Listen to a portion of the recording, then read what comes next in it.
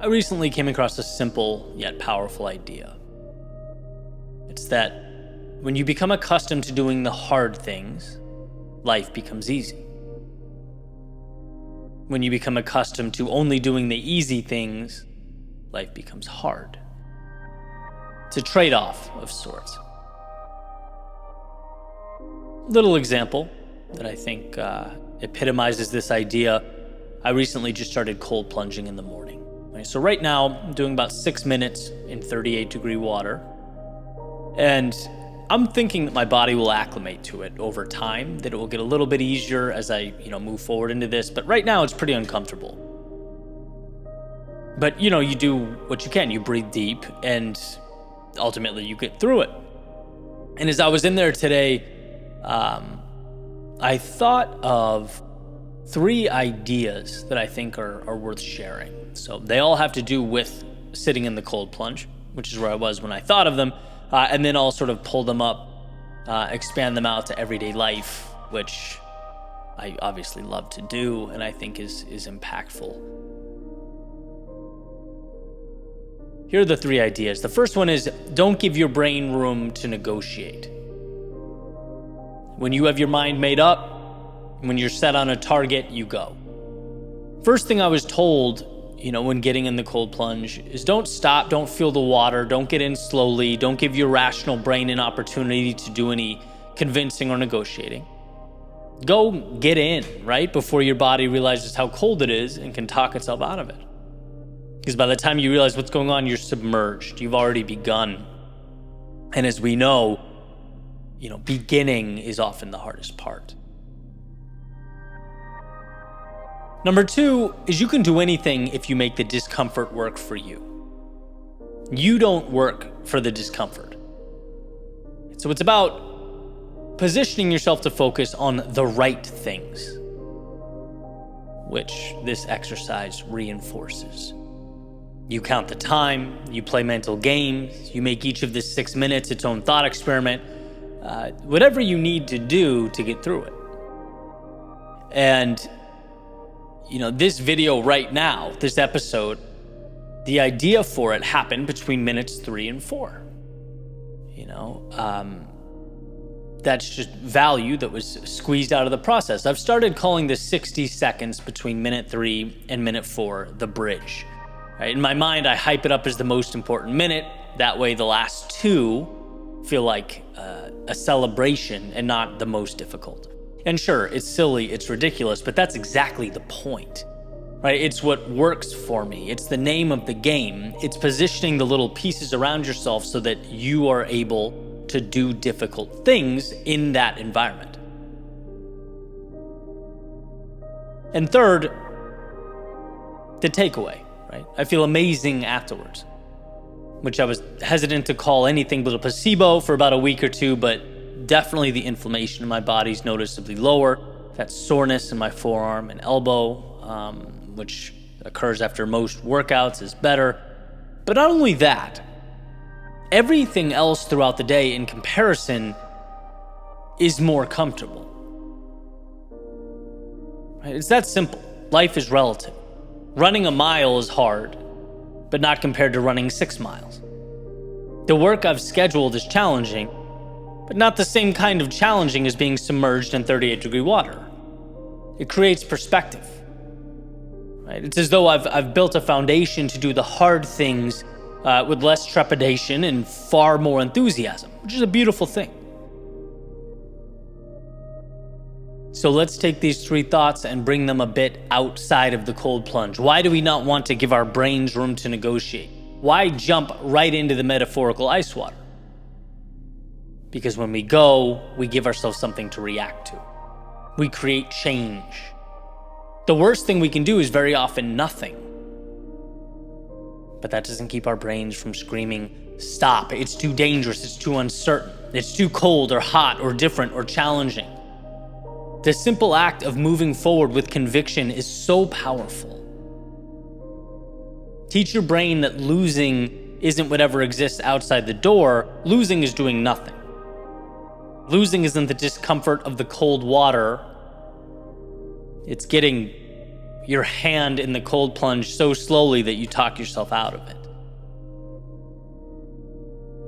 Pick your North Star and go there. Next, on making the discomfort work for you, this is a perspective shift. It occurs when you start seeing what's uncomfortable not as a stop sign, but as a challenge, as the good stuff, the water that grows the plant. It's not supposed to be easy. That's the point. No puzzle is easy, right? Again, the question is, how do you arrange the pieces so that they become manageable? Your innovation and your imagination are required. Make this, we'll call the discomfort an opportunity. Make this opportunity work for you. When the instinct is to stop or quit or run, ask how you can take that feeling and make something with it. Find your value between those minutes 3 and 4. Alter the rules to your game so that you come out on top. I've found this to make a big difference in life's outcomes. You don't work for the discomfort. It works for you. Lastly, remember why. That little exercise every day is 6 minutes, at least right now. 6 hard minutes that makes the rest of my day easier. 6 minutes that unlocks a tremendous advantage. The little hinge that swings the big door. We do the hard things because they make the rest of life easier. It makes me feel physically better, mentally stronger and accomplished. And let's face it, people follow through on who they believe themselves to be. Someone who's willing to do the difficult thing is very hard to beat in other aspects of life. The moments of enduring short-term discomfort, they're not trivial or unnecessary. They set us up for those big picture victories. They become defining in the long run. So, with that said, is this an endorsement of cold plunges?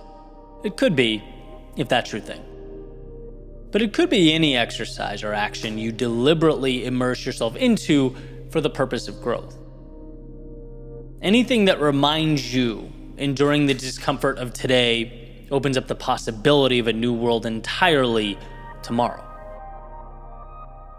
It's an easier life brought to you by a willingness to do what is not easy.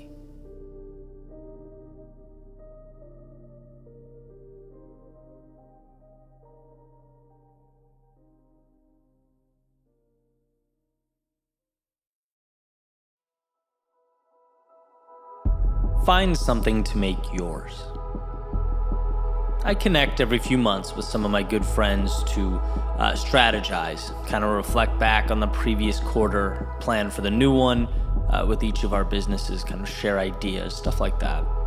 And I was chatting with my friend Keith about life before he found success in what he's doing now, the struggle and the turbulence he faced, as well as ultimately his decision, and that's entirely what it was, to turn things around. And I've talked about his backstory before, so I'm not going to get too much into it, but essentially he grew up in a very negative environment, dealt with a ton of adversity, but got through it. Started his own national business, installing and repairing commercial pizza ovens, and the guy's just crushing it. And, our conversation in that moment wasn't so much about the doing, it was more on the overcoming and how mentally we had to recreate ourselves to have any chance of moving beyond what we knew. I've talked about it a little before. Kids are simply not taught in school how to thrive, how to build, how to ask more of themselves in the world. They're taught to follow instructions, to do what they need to do in order to pass the exam, to progress to the next level. And there's a gray area, because I'm not saying this is totally valueless, but I am saying that anything beyond that requires a reworking of sorts.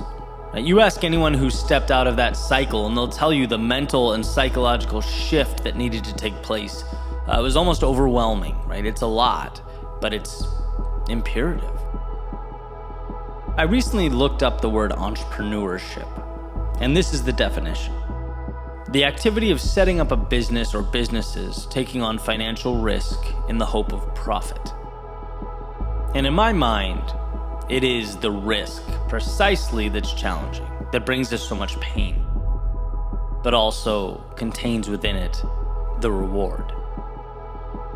It's one of the craziest dilemmas we face. You'll have to endure some of the worst times of your life, but because of that, you'll get to experience highs that would otherwise have been almost completely improbable. We have to rework the thinking that says discomfort equals run away. It's like, no, discomfort equals the price of something better. And sure, it's by no means mandatory, but it's where the upside lives. You have to train yourself to step out into the chaos with the expectation of taming it. And yeah, everything could go wrong, but also everything could go right. And just imagine what that would look like. That possibility alone validates the risk. We just need to convince ourselves. And that risk, by the way, is not just financial. In fact, most of the time it's not. It takes a variety of shapes in our lives. You run the race, you risk losing. You go up and talk to the girl, you risk rejection. You pick up and move somewhere new, you risk winding up somewhere you don't want to be. And maybe temporarily things do fall apart, but maybe you win the race. Maybe you find the love of your life. Maybe you relocate to the happiest place you've ever called home. Calculated risk is the beginning of everything that matters. And so back to the convo. We were talking about the different risks we've taken, how some chapters were fun, some were challenging, and some were both. And how, for me, there was even, from time to time, a conversation where I was asking myself whether it was really worth it. When you're uncomfortable, the mind wants to do one thing: get rid of the discomfort. And I had to convince myself, remind myself that I'm someone who risks good to pursue great. Risk hurts. And somewhere in that conversation was when Keith said he remembers the exact point the risk became worth it. The discomfort became easier to manage. We're so used to taking orders, to playing scared, that the incentive just wasn't there until, Keith's words, it became mine. The most invigorating thing he ever did was find a pursuit to call his own. That's powerful.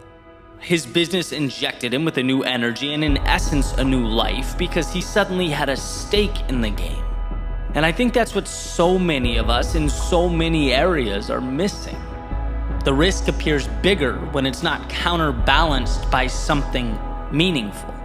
So find something to make yours. The simplicity there is beautiful. Complex ideas expressed in simple ways are always worth holding on to, right? We are programmed to lose because we are programmed to live according to someone else's standard, to think small, to ask ourselves, how do we not screw up? But when you can step outside that little self-imposed circle and instead ask yourself, what's something I can create that is my own, something I care about, that I can nurture, invest a part of me into, that's when life really starts paying dividends. You're not existing, you're living. Or as I've recently discussed, you're empowering yourself to not just sit in the room, but be in the room fully. I use entrepreneurship as the model for this discussion because that's been such a huge part of my life, where I've been injecting my time and attention and, risk. But the point is not that everyone needs to stop what they're doing and become an entrepreneur. That's one path of many, obviously. The point is that there is a risk-reward dynamic in entrepreneurship that we should all understand, extract, and inject into our own lives where it best applies. We've learned to settle in so many ways that we must know there is tremendous value in asking, what is it in my life I want to invest in? Make mine. Give myself the opportunity to experience the excitement of defining the things I care about and watching them grow. Right? Whether your current arena is entrepreneurship or motherhood, fatherhood, academics, a particular relationship, some combination of these, or anything else, to make magic out of the mundane requires we first make it ours. We take ownership, responsibility for the journey. We accept the risk and chase down the rewards. You can do amazing things when you realize what you're capable of and commit to its manifestation. So in a world where, yes, we are conditioned to fail, step out from those subtle shackles of learned helplessness. You are anything but helpless. It's just that you've yet to reach out and pull your dreams into your orbit. You've yet to put a stake in the ground and say, this matters and it's time to see it through. Because once you do that, the good stuff begins.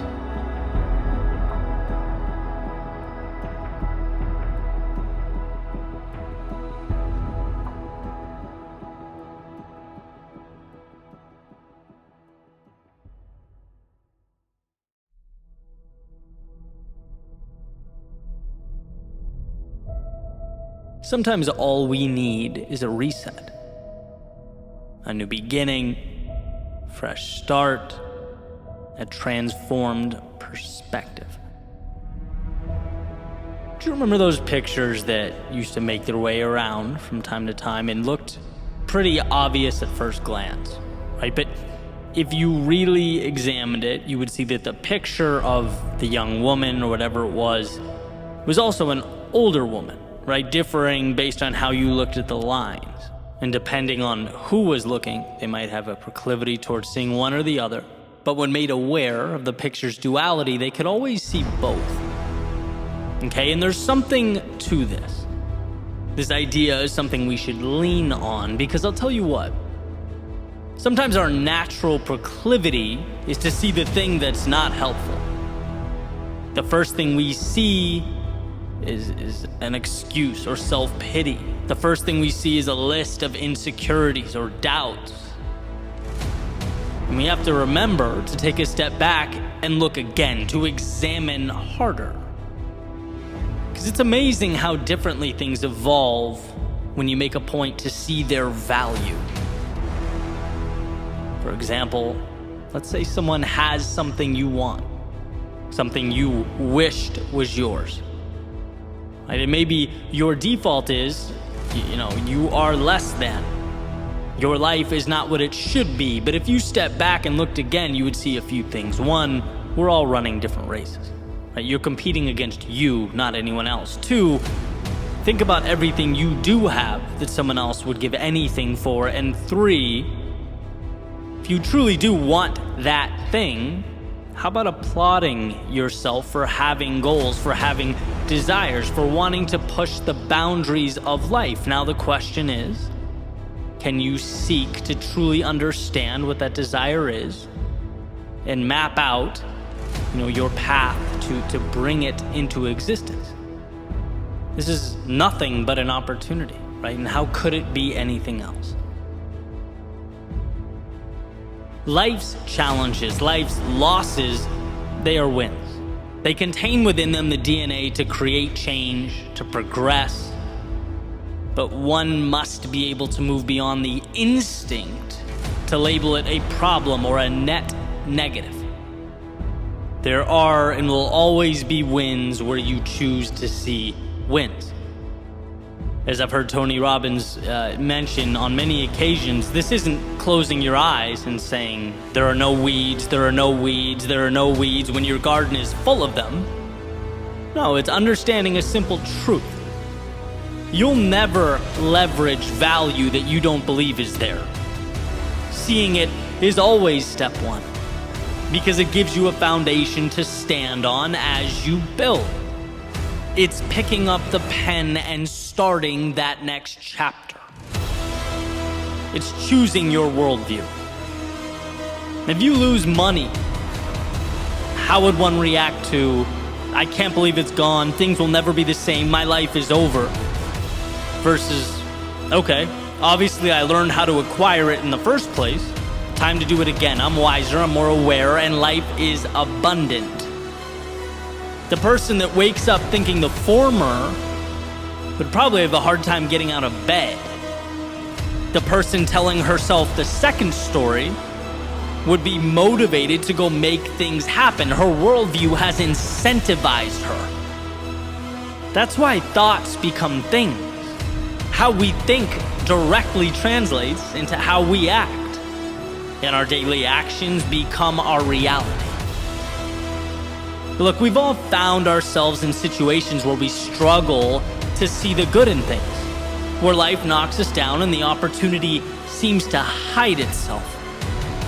But that's exactly what it's doing, hiding itself. It is there, it's always there. It's there when you've lost something, it's there when you've taken a wrong turn. You get the point. And I'm going to differentiate here between simple and easy, because the idea of stopping and forcing yourself to find the positive, it's simple, but it's not easy. It's oftentimes not the natural thing to do. But if you can ask that of yourself, you will find the wins that others walk right by.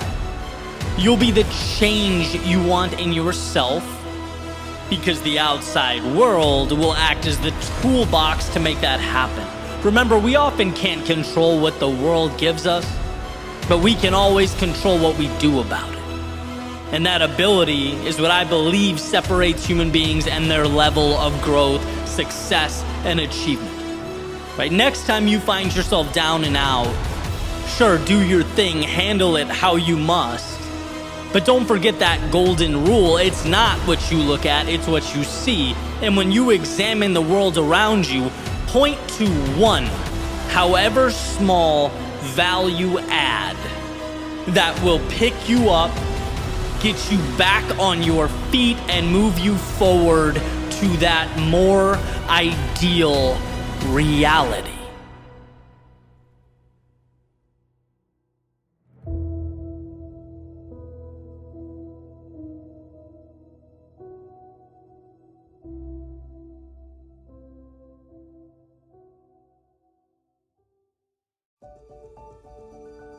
The world reflects back at us what we currently are, like a giant mirror projecting the movie that's playing in our heads.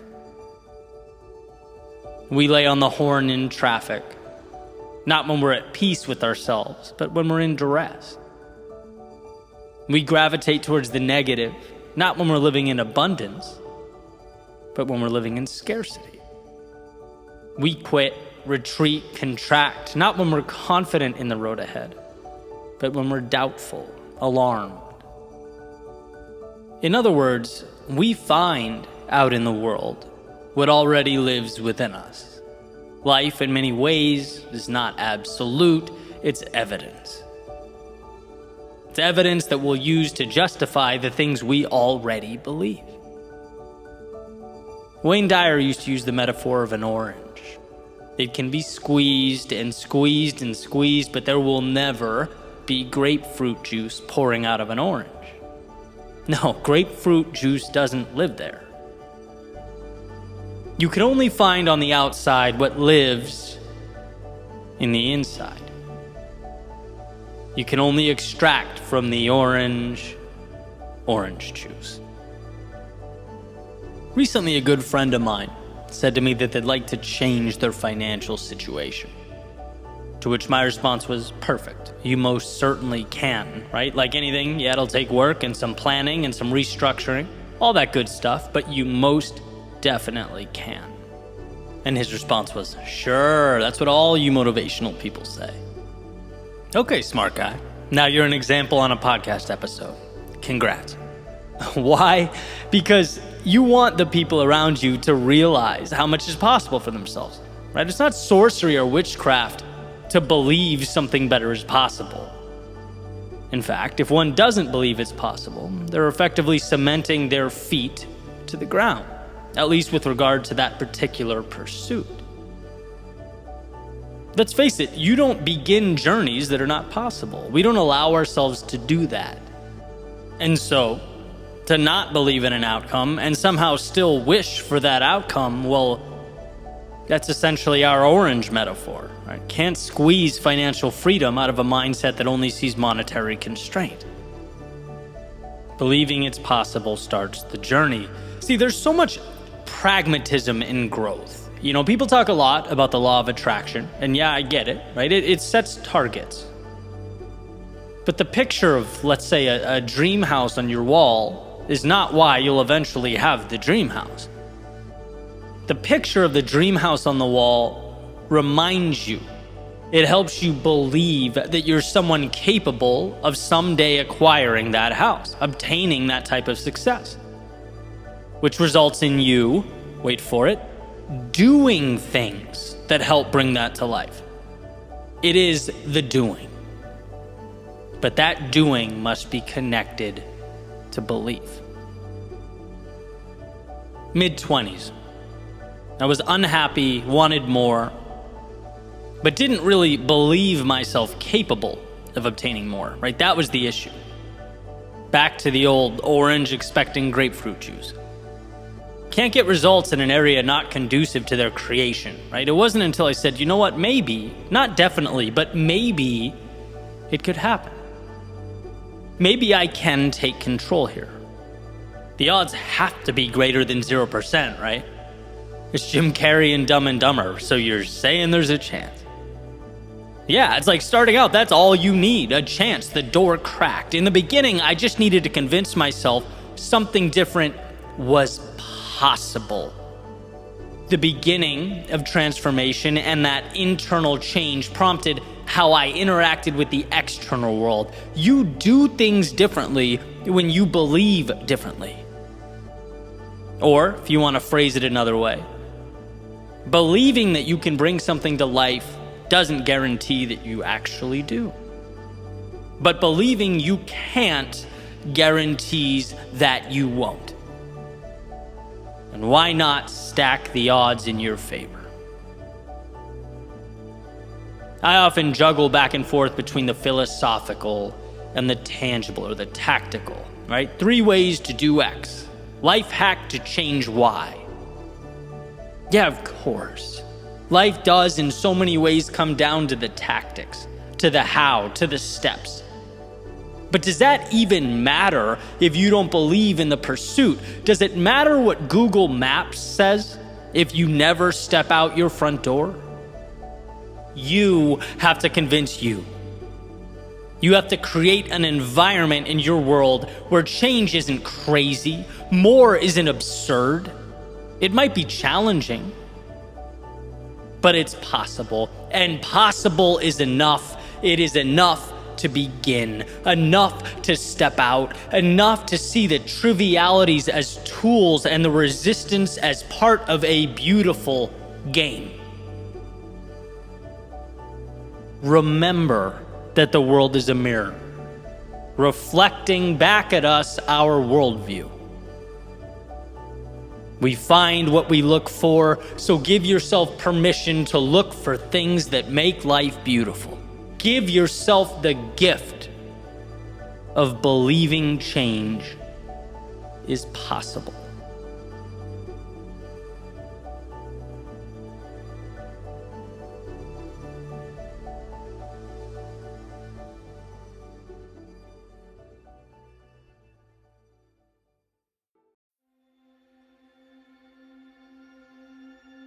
It's no secret that the best things in life come with the biggest price tags. The victories, the transformation, the things that ultimately define your journey, they're made of something different. And in fact, if you look at the etymology of the word extraordinary, it means outside the normal course of events. It means it requires of you something bigger. Robert Frost has a beautiful quote that the best way out is always through. The only way to redefine reality is to stop running in place and look the now square in the eyes. And when I think about my story, my growth, the greatest adversary I've faced hasn't been instances of misfortune or setbacks. Sure, they occur, but we find ways around those. My greatest adversary has been to concede to what I believed was normal. To hope or expect that somehow things would change on their own, that the world would ultimately rearrange itself for me. But this way of thinking needs to be changed, because where there is no accountability, the power is in the situation. But when you find the courage to face every problem in your life head on, you suddenly find yourself where you need to be, in control. Life is about breaking things down and rebuilding. It's remembering the meaning of the word extraordinary, and therefore stepping into the dark, the unknown, the organized chaos.